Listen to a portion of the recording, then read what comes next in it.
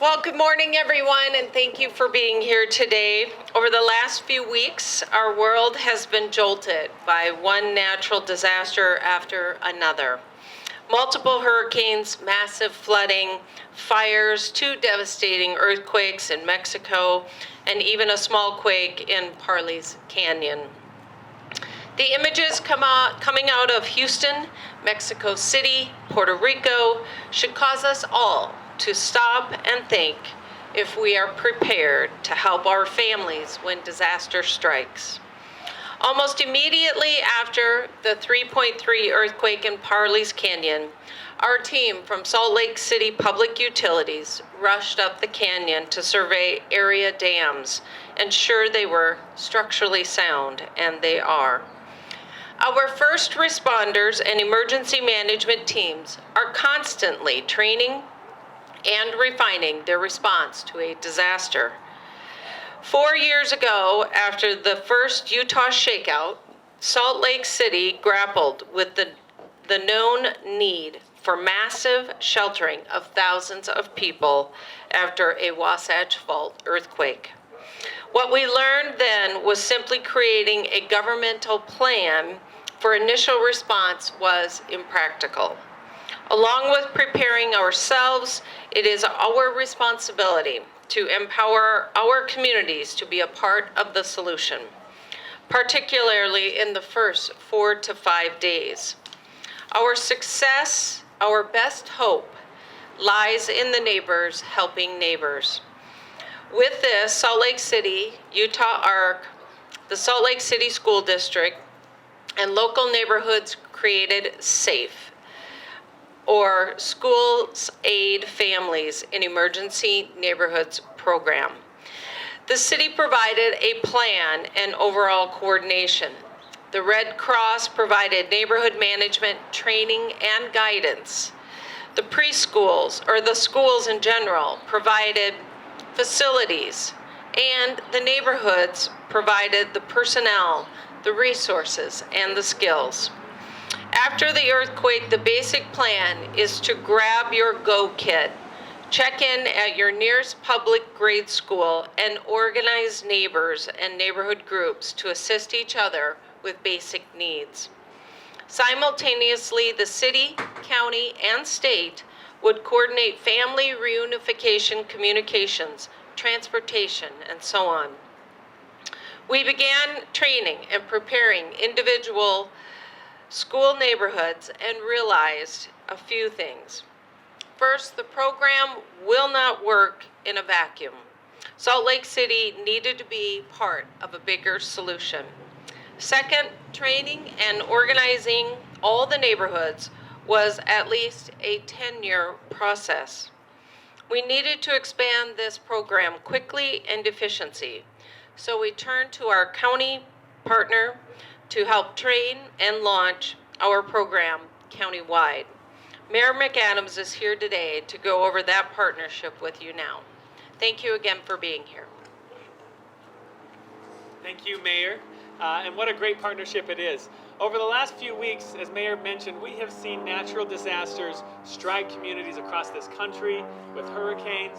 We've seen earthquakes strike in Mexico and even here in the Salt Lake area. We know that We know that an emergency may strike at any time, and we need to be prepared. Fear and uncertainty comes with every large disaster. Something we also see with each emergency is neighbor helping neighbor, and it's been inspiring to see in the communities in the United States and in Mexico as people rise up to come to help those who are in need, help those who are still suffering in the event of a disaster. And we know that would happen here in Utah. But in spite of the fear and worry, people will band together to help one another. Something else that the recent disasters remind us of, however, is that getting prepared needs to happen at the individual level and at the community level. The emergency managers who are here with us today can only do so much. They can't do everything. When a big one hits, whether it's an earthquake or whether it's some type of other natural disaster or emergency, it will fall to all of us individually and as communities to also help ourselves. Depending on the location and the size of a disaster, it could be a while before emergency response gets to us. There may be crises in certain parts of the county that require an all-hands response, and it may be a while till every community and every neighborhood has the response that they need. That's why the Safe Neighborhoods program will be so valuable to each and every one of us. Thanks to Salt Lake County Emergency Management and its partners, SAFE is now set up at every elementary school in the Salt Lake Valley. What started, a good program that started in Salt Lake City, is now countywide. Natural disasters, as we know, don't follow city boundaries. They don't stay within one city. They don't recognize lines on a map. A natural disaster will hit regionally, which is why we must also prepare regionally. So what can you do as a family, as an individual? First of all, you must have your Go kit, whether it's a 72-hour kit, 96-hour kit, for each family member. Kits need to contain things like food and first aid. You also need to create a family communications plan so that your family knows where to go and who to contact in the event of a disaster, so that every family member knows where to go. You may not be able to use a cell phone. You may not be able to communicate through traditional means.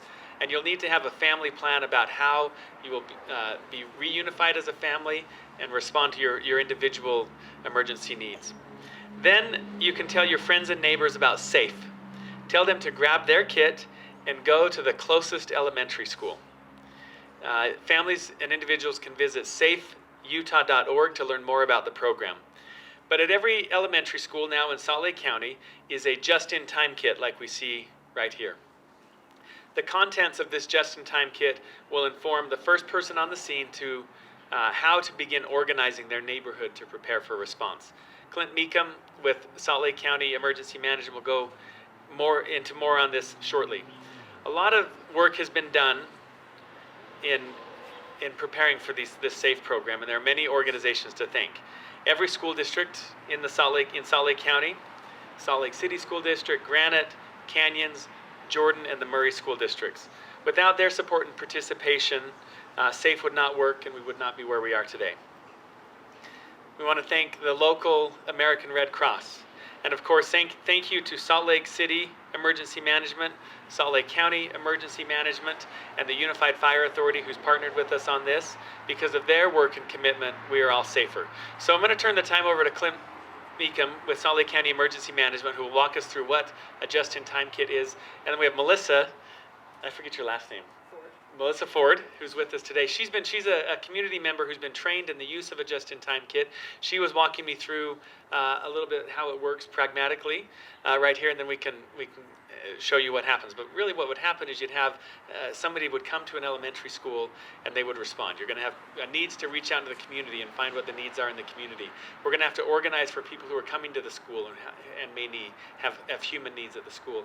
And then programmatically, how do we communicate to the government what needs we have, what resources may be needed, and how we get those resources here. And a just-in-time kit will help community members to prepare to organize themselves so that when emergency strikes, we can more quickly and rapidly deploy to them the resources and help that they need. Clint. Thank you, sir.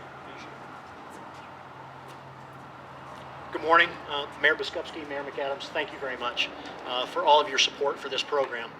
This is the culmination of about 3.5 years of work between Salt Lake City and Salt Lake County, and I would like to just emphasize and reiterate some of the things that have already been said.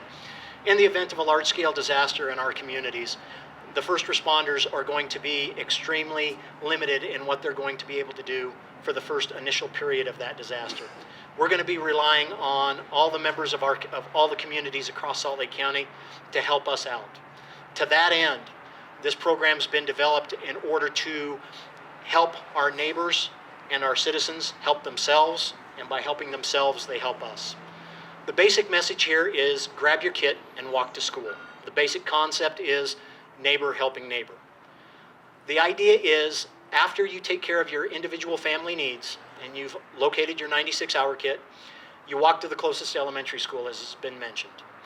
Once you arrive at the school, every school will have a window cling, and we have one here at Backman Elementary right at the front, right by the front door, that identifies where our just-in-time kit is located. Citizens are then asked to access that kit and then break into the kit and within about an hour to 45 minutes to an hour, they should be able to establish a command structure, organize themselves and their neighbors, and start doing damage assessment for their communities, start getting accountability for their neighbors, and assisting us in the first responder community in compiling that information and developing that situational awareness. We've tested this program about a half a dozen times throughout Salt Lake County, a few times in Salt Lake City, a few times in the Mill Creek area, this past weekend in South Jordan, and it works. What we ask from our citizens is your enthusiasm, your participation, and your willingness to help yourselves and help your neighbors get back to what will be the new normal after a large-scale disaster. Hopefully, we provided you with some tools to help you do that. And as was mentioned, more information can be found at safeutah.org, emails and contact information. We do have a program in the community or ready for the communities to give some basic training if the communities so desire. But again, the kit's not designed to have specialized training. The program in the kit is designed that a layperson with no training can come in and start providing leadership and organization and support to themselves and their neighbors. After we're done with this briefing, if anybody has a desire to, I would invite everybody to come up and ask specific questions about the kit, see what's in the kit, and we would be happy to share that with you. But right now, Melissa, if you'd like to come up and tell us how it's affected you. So thank you. My name is Melissa, and I'm a Salt Lake City resident and have been for many years. And over the years, we've, and as a family and as a neighborhood, tried lots of different emergency preparedness practices. And for the last couple of years, I've participated in the drill with the Safe Neighborhoods program at Bonneville Elementary, and it's really impressive to see how it works. It provides a great framework for the city to kind of bite off the big task of assessing needs across the entire city and now across the entire county. But what it really does is empower neighbors to take care of neighbors. It's a really good system for us as a smaller community to look out for one another.